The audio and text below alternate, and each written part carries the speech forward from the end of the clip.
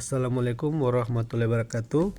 Perkenalkan, saya Irwan Yulianto, mahasiswa pasca sarjana Magister Pendidikan Matematika Universitas Terbuka, NIM 501402031. Pada kesempatan ini, saya akan sedikit membahas diskusi tentang sejarah dan filsafat matematika dengan tema teori bilangan dalam elemen Euclid. Penjelasan Euclid terkait teori bilangan dalam karyanya yang monumental, Elements. Meskipun Elements lebih dikenal karena kontribusinya pada geometri, sebagian besar buku ke-7, ke-8, dan ke-9 didedikasikan untuk teori bilangan. Berikut adalah beberapa kontribusi kunci Euclid dalam teori bilangan yang diuraikan dalam Elements.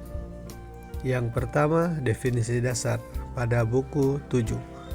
Euclid memulai dengan mendefinisikan apa yang dimaksud dengan bilangan sebagai sekumpulan unit. Penting untuk dicatat bahwa dalam definisi Euclid, satu atau unit bukanlah bilangan. Bilangan terkecil adalah 2. Dia mendefinisikan bilangan ganjil dan genap. Dia juga mendefinisikan bilangan prima sebagai bilangan yang hanya diukur atau habis dibagi oleh unit dan dirinya sendiri. Dia mendefinisikan bilangan komposit sebagai bilangan yang diukur oleh bilangan lain selain unit dan dirinya sendiri. Dia mendefinisikan bilangan yang saling prima atau coprime sebagai bilangan yang hanya diukur bersama oleh unit. Dia juga mendefinisikan bilangan sempurna sebagai bilangan yang jumlah dari bagian-bagiannya sendiri atau pembagi sejatinya tidak termasuk bilangan itu sendiri sama dengan bilangan itu sendiri. Contoh klasik adalah 6 karena pembagi sejatinya adalah 1, 2, dan 3, dan 1 tambah 2 tambah 3 sama dengan 6. Bagian 2, algoritma Euklidean pada buku 7. Ini adalah salah satu kontribusi Euclid yang paling terkenal dalam teori bilangan. Algoritma Euklidean adalah metode efisien untuk menemukan pembagi persekutuan terbesar atau FPB dari dua bilangan bulat. Dalam elemen, Euclid menjelaskannya dalam konteks geometris menggunakan segmen garis. Namun prinsipnya sama dengan algoritma pembagian bersisa yang kita kenal sekarang. Prosesnya melibatkan pengurangan berulang bilangan yang lebih kecil dari bilangan yang lebih besar sampai diperoleh sisa 0. FPB adalah sisa terakhir yang bukan 0.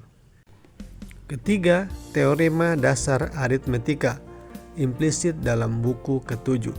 Meskipun tidak dinyatakan secara eksplisit dalam bentuk modern, Euclid memiliki pemahaman implisit tentang teorema dasar aritmetika yang menyatakan bahwa setiap bilangan bulat yang lebih besar dari 1 dapat dinyatakan secara unik sebagai hasil kali bilangan prima, terlepas dari urutannya.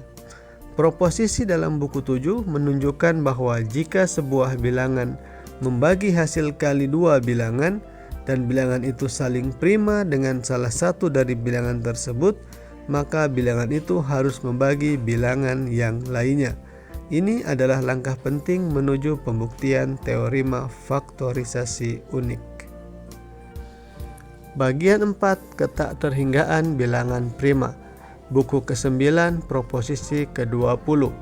Euclid memberikan bukti klasik yang elegan bahwa ada tak terhingga banyaknya bilangan prima.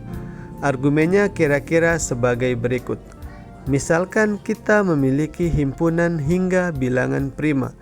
Bentuk bilangan baru dengan mengalihkan semua bilangan prima dalam himpunan tersebut dan menambahkan 1.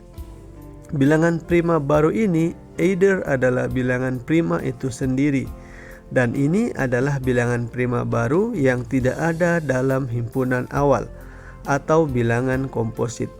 Jika bilangan baru ini komposit, maka ia harus memiliki faktor prima.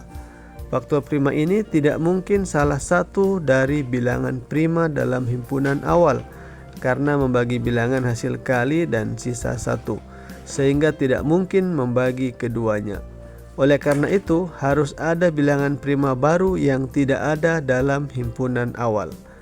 Karena proses ini dapat diulang untuk himpunan bilangan prima manapun, maka pasti ada tak terhingga banyaknya bilangan prima. Bagian kelima, bilangan sempurna. Buku ke-9, proposisi ke-36. Euclid memberikan formula untuk menghasilkan bilangan sempurna genap. Dia membuktikan bahwa jika jumlah dari deret geometri 1 tambah 2 tambah 4 tambah dan seterusnya tambah 2 pangkat n kurang 1 adalah bilangan prima. Sekarang dikenal sebagai bilangan prima Mersenne. Mn sama dengan 2 pangkat n dikurang 1. Maka bilangan 2 pangkat n kurang 1 atau 2 pangkat n dikurang 1 adalah bilangan sempurna. Ini adalah bagian dari teorema Euclid-Euler. Meskipun Euler kemudian membuktikan kebalikannya, bahwa setiap bilangan sempurna genap harus memiliki bentuk ini. Selain poin-poin utama tadi, Euclid juga membahas konsep keterbagian, perbandingan bilangan, dan sifat-sifat bilangan genap dan ganjil dalam elemen. Secara keseluruhan, kontribusi Euclid dalam teori bilangan meletakkan dasar bagi banyak konsep fundamental yang masih dipelajari hingga saat ini. Pendekatannya yang sistematis melalui definisi, proposisi, dan bukti logis membentuk cara studi matematika untuk berabad-abad setelahnya.